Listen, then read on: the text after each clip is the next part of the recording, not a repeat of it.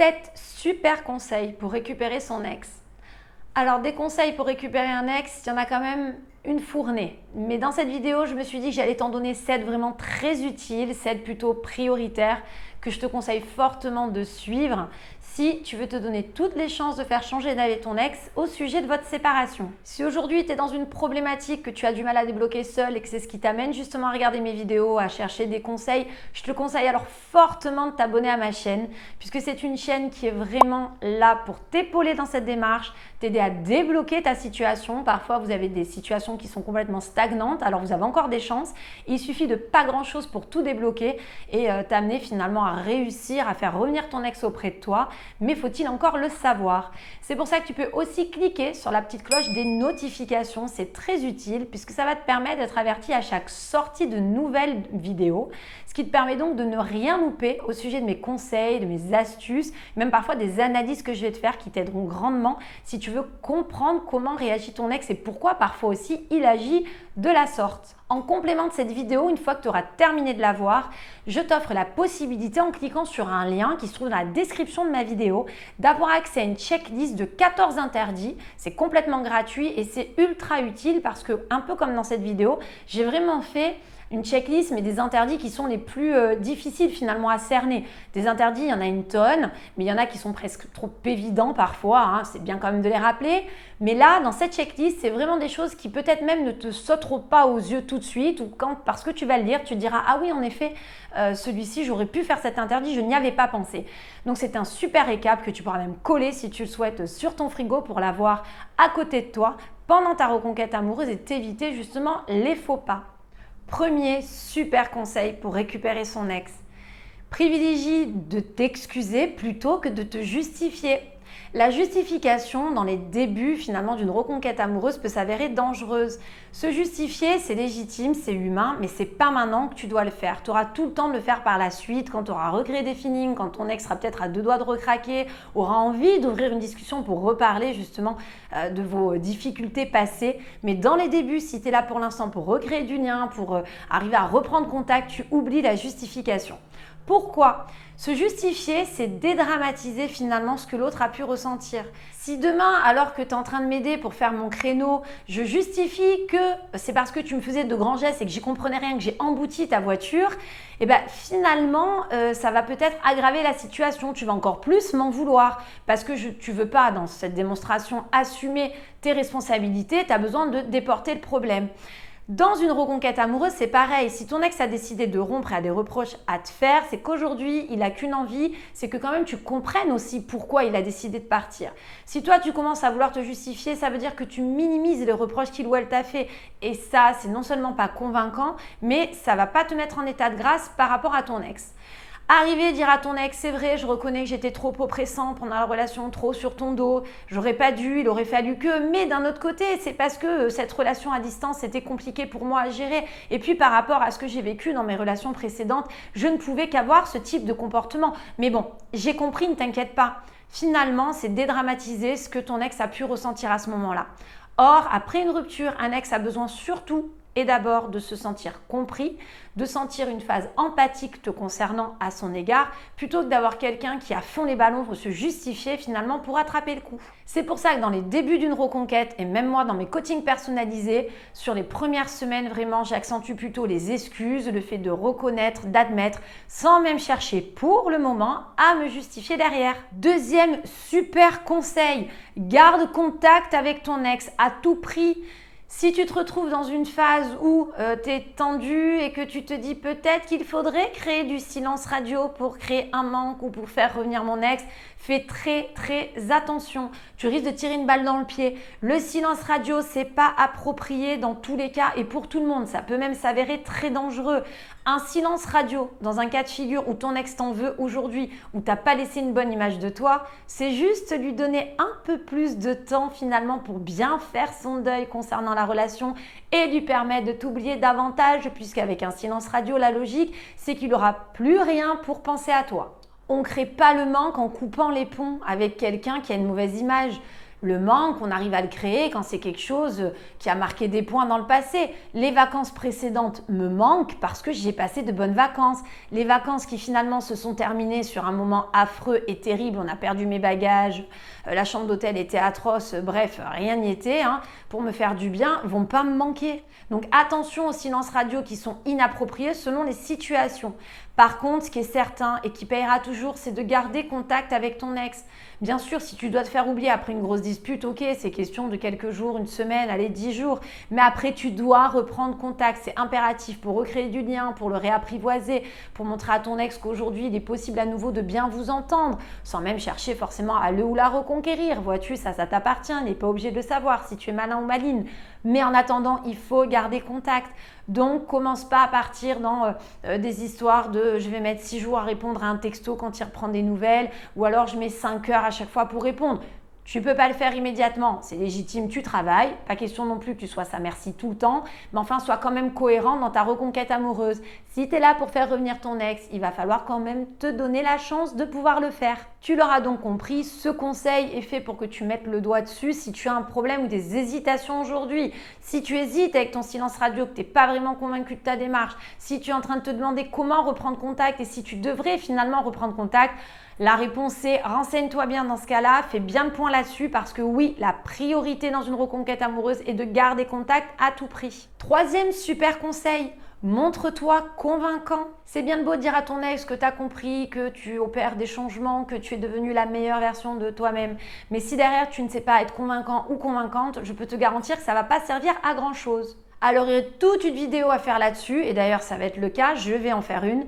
Mais en attendant, le meilleur conseil déjà que je puisse te donner là, ça va être de faire les choses pour toi plus que pour ton ex. C'est-à-dire que si tu commences à avoir des propos vis-à-vis de ton ex qui sont du genre « Oui, mais j'ai bien compris qu'il fallait que je fasse du sport, t'avais raison, c'est pour ça que maintenant regarde ce que je fais, j'ai perdu du poids, je me suis inscrite dans une salle, je me prends en main, je me mets le réveil le matin pour aller courir parce que voilà, je me rends compte qu'en effet c'était nécessaire. C'est pour ça que tu peux me faire confiance, tu peux me redonner une chance parce que vraiment ça va marcher dans la durée, je ne changerai pas d'avis, je continuerai. » C'est pas vendeur juste à partir du moment où tu as pu finalement témoigner que c'était fait aussi en partie pour le montrer à ton ex.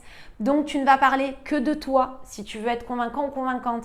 Tu vas expliquer combien c'est bon pour toi. Pourquoi tu l'as fait? Parce que finalement, ça te change ta vie, parce que c'est la révélation et que ça t'apporte tellement de choses que tu n'avais pas auparavant et que c'est aussi pour ça que ça va s'inscrire dans la durée. Parce que à partir du moment où tu le fais pour toi, que ton ex revienne ou pas, de toute façon, tu ne changeras pas de cap, tant c'est bénéfique pour ta nouvelle vie. L'astuce à ce moment-là, c'est donc de montrer à ton ex que reconquête ou pas, désir de revenir ou non, quoi qu'il advienne, ces changements ne changeront pas parce qu'ils ont été faits pour toi avant tout. Je peux te garantir que ce type de propos est ultra plus vendeur que si tu viens à dire à ton ex que tout ce que tu fais, c'est aussi pour lui prouver ton amour. Que si toi qui ne fumais pas avant décides aujourd'hui d'arrêter de fumer, c'est bien la preuve que par amour, tu es capable de le faire et que donc tu l'aimes énormément. À ce stade, ton ex s'en fout de l'amour. La seule chose qu'il aurait besoin de savoir, c'est si vraiment il te redonnait une chance, il n'y aurait pas de risque qu'il le regrette parce que tout va recommencer dans les prochains mois.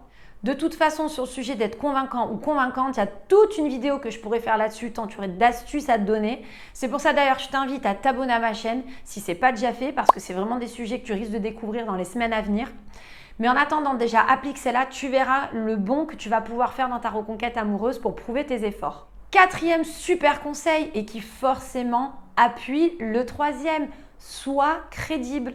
C'est bien beau d'être convaincant ou convaincante, mais si derrière, tu n'es pas crédible, ça va pas fonctionner. Si tes propos ne correspondent pas à tes comportements, dis-toi que ce sera tout réduit à néant les efforts que tu auras pu faire. Dans une reconquête amoureuse, à travers les réseaux sociaux, les échanges que tu peux avoir, que ce soit de vive voix, que ce soit les SMS, le fait de pouvoir croiser ton ex, si tu as la chance parfois d'avoir des occasions de le faire, que ce soit des enfants en commun ou parce qu'il est au travail ou parce que tu dois aller récupérer des affaires, ce sont des perches qui sont inestimables. Tu vas pouvoir t'en servir en fait pour justement appuyer cette crédibilité dont tu as besoin pour appuyer ce côté convaincant.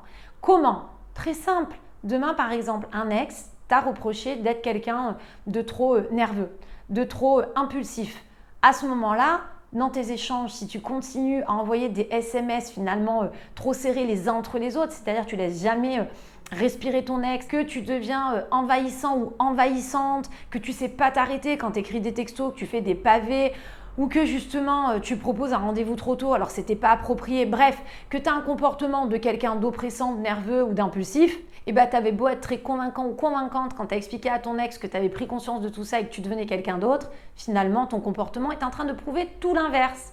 Donc comprends qu'appuyer ta crédibilité, ça va te servir de toutes les actions que tu vas mettre derrière dans ta reconquête amoureuse qui doivent absolument être cohérentes avec les propos que tu as pu tenir. Moi, je vois dans des coachings personnalisés des évidences des fois et qui pourtant vont pas te sauter aux yeux. Ton ex, dans le passé, te reprochait par exemple de l'avoir trop délaissé. Aujourd'hui, tu reprends des nouvelles de temps en temps. Ok, tu dois pas être oppressant, certes, mais si on t'a reproché d'avoir délaissé ton ex, c'est bien que d'un certain point de vue, on a dû te dire que tu étais quelqu'un d'égoïste. À ce moment-là, bats-toi pour faire des messages ultra empathiques. C'est-à-dire que quand là ou avant, tu aurais juste demandé comment se passait le travail, va un peu plus loin. Comment ça s'est passé ta reprise, d'accord? Et ça va, pas trop angoissé? Ouais? Bon, je suis content. Alors, ça te fait du bien? Tant mieux pour toi. Je suis vraiment heureux de savoir finalement tu prends les choses de cette façon pour ton nouveau travail. Ça me rassure. En tout cas, si tu as besoin, n'hésite pas. Si tu as un coup dur, il n'y a pas de problème, on pourra en parler. Là encore, je peux avoir quelqu'un qui me dira « Ah non, mais si je fais ça, ça fait un peu trop. » Non, pas dans ton cas. Si dans ton cas, tu dois justement appuyer qu'aujourd'hui, tu t'es rendu compte que tu étais quelqu'un d'égoïste qui avait trop délaissé son ex, tu as le droit d'avoir des messages un peu plus empathiques que d'autres. Voilà comment travailler intelligemment ta crédibilité. 5e super conseil. Celui-là, s'il ne te plaît pas, écoute-le jusqu'au bout. Accepte de passer par la case amitié s'il le faut. C'est rien, c'est qu'un mot. Passer par la case amitié, un ex qui te dit demain, écoute, voilà, moi je veux bien, mais à condition qu'on reste amis. Dis oui, tu vas dire quoi? Ah non, alors moi je t'explique. Ou on se remet ensemble, ou alors on se quitte définitivement. Ok, dans ces cas-là, tu risques de te retrouver seul. Sois malin, sois futé. Tu te retrouves dans une possibilité d'entrevoir l'hypothèse de vous revoir, même sous le couvert d'être amis en tout bien tout honneur. Tu peux pas dire non, mais c'est complètement ridicule de dire non. Pourquoi tu dirais non? Juste pour ton ego? Ah oui, mais moi, je veux pas accepter de me dire qu'on puisse demain se faire une bise ou on s'en fout, c'est du détail à ton stade. Si tu veux que ton ex te redonne une chance, tu as intérêt à dire oui, à rentrer dans cette brèche. Bien évidemment, l'objectif après, ce sera de faire décoller cette relation amicale pour envisager de recréer du feeling, une complicité, une séduction. Après tout, tu l'as déjà plu une fois, vous avez déjà été ensemble une première fois. Il n'y a pas de raison que tu puisses pas une deuxième fois recréer ça. Mais peut-être qu'il faut passer par cette case amitié. C'est pas grave, n'en aie pas peur, accepte-la. J'ai un pourcentage de reconquête amoureuse qu'on réussit grâce à la case amitié qui est non négligeable en coaching personnalisé. Donc c'est vraiment parce que je le pratique au quotidien que je te le dis. Les yeux fermés, tu peux dire oui pour une amitié. 6e super bon conseil, décroche un rendez-vous avec ton ex. Une fois que tu as réussi l'étape où tu recrées des liens par SMS, vous arrivez à vous appeler même de vive voix, il faut absolument que tu réussisses à passer du temps avec ton ex. La priorité, c'est que ton ex se rende compte qu'il est capable de repartager de bons moments avec toi. Que ce soit en tout bien, tout honneur, on s'en fiche. Mais il faut qu'il se rende compte qu'aujourd'hui, il peut aussi avoir de bons moments de partage à tes côtés. Comment envisager de réapprivoiser ton ex si celui-ci ou celle-ci est en mesure de se méfier encore de toi? Il faut qu'à travers ces contacts, ces rendez-vous, vous réussissez finalement à vous rendre compte que vous arrivez à vous entendre de nouveau, qu'il n'y a plus de conflit, que la hache de guerre est enterrée, mieux que ça, que vous retrouvez des moments de complicité, que vous rigolez, qu'il y a un feeling, que vous repartagez des sujets de discussion et que tout se passe très bien. Décrocher un rendez-vous, c'est s'assurer ensuite de pouvoir marquer des points pour regagner la confiance de ton ex, pour ensuite pouvoir le réapprivoiser et pour ensuite l'amener à envisager de revenir sur sa décision, de réaliser que c'est une erreur, qu'il y a peut-être encore un truc à faire ensemble tous les deux. Et on passe au 7e et dernier super conseil qui n'est pas négligeable. Très simple, une reconquête doit respecter des étapes. Tu ne te lances pas dans une reconquête amoureuse en faisant n'importe quoi, en faisant du freestyle en fonction de tes intuitions. C'est une erreur de croire ça. Il y a des étapes à respecter comme les conseils que je viens de te donner. Si aujourd'hui c'est ultra tendu avec ton ex et que tu pars dans l'idée que tout de suite tu vas aller décrocher un rendez-vous pour avoir une discussion avec, moi je te le dis, c'est pas malin. C'est juste que tu es impatient ou impatiente et tu risques de tirer une balle dans le pied. Il est plus judicieux d'abord de recréer un lien par SMS, de faire en sorte que ton ex se sente un petit peu plus apaisé te concernant pour peut-être ensuite décrocher un rendez-vous. Il y a une logique en fait à respecter. Et c'est comme dans tout ce que tu vas entreprendre. Les choses se font pas n'importe comment. Quand tu entreprends un régime, il n'y a pas de tu commences par faire du sport 6 fois par semaine, 5 heures par jour, voilà, tout de suite. Non, d'abord peut-être que tu vas commencer à y aller doucement. Ensuite, tu vas commencer à réduire aussi ton alimentation, puis peut-être l'amener à être encore plus équilibré pour aller aussi en complément de ce que tu fais comme sport. Bref, tout est une question de cohérence et de logique. Une reconquête amoureuse, c'est pas parce que le terme reconquête parfois peut paraître pour tes amis ou pour des gens qui ne connaissent pas ce milieu quelque chose d'un peu loufoque. Oh, reconquérir son ex, oh, pourquoi pas le quitter? Il y a tellement de gens de nouveaux sur cette planète. Ok, peut-être, mais enfin pour ceux qui l'ont vécu, on sait ce que c'est. Et non, reconquérir son ex, c'est quelque chose vraiment d'important. Il y a de la psychologie derrière, il y a des astuces à respecter, il y a un être humain aussi derrière en plus de toi, ton ex, ses ressentis, l'analyse qu'il a pu se faire aussi de ce qui se passe aujourd'hui, ses réflexions finalement, ses reproches, où est-ce qu'il en est aussi aujourd'hui. Bref, une multitude de facteurs qui sont à considérer. Et c'est pour ça que je te rappelle, c'est pas pour rien que je t'ai laissé la possibilité en cliquant dans un lien dans la description de ma vidéo d'avoir accès à une checklist de 14 interdits qui vont te permettre justement d'une certaine façon d'avoir un carnet de route à suivre pour t'assurer de ne pas saboter ta reconquête amoureuse. Donc profites-en, elle est gratuite, tu peux l'imprimer, en faire ce que tu veux, la mettre dans ton porte-monnaie, ton sac à main. Je dis ça parce que c'est ce qu'on me rapporte en coaching personnalisé, c'est rigolo. Même la mettre sur ton frigo. Ça te permet aussi d'avoir une ligne de conduite et ça peut aussi te rassurer pour t'éviter de faire les faux pas. Pense au petit like d'encouragement si la vidéo te paraît utile. Tu peux t'abonner à la chaîne si ce n'est pas déjà fait. Je t'invite fortement du coup à le faire. À cliquer sur la petite cloche des notifications ultra utiles pour être averti à chaque sortie de mes nouvelles vidéos. En attendant, je te dis à très bientôt et accroche-toi pour ta reconquête amoureuse.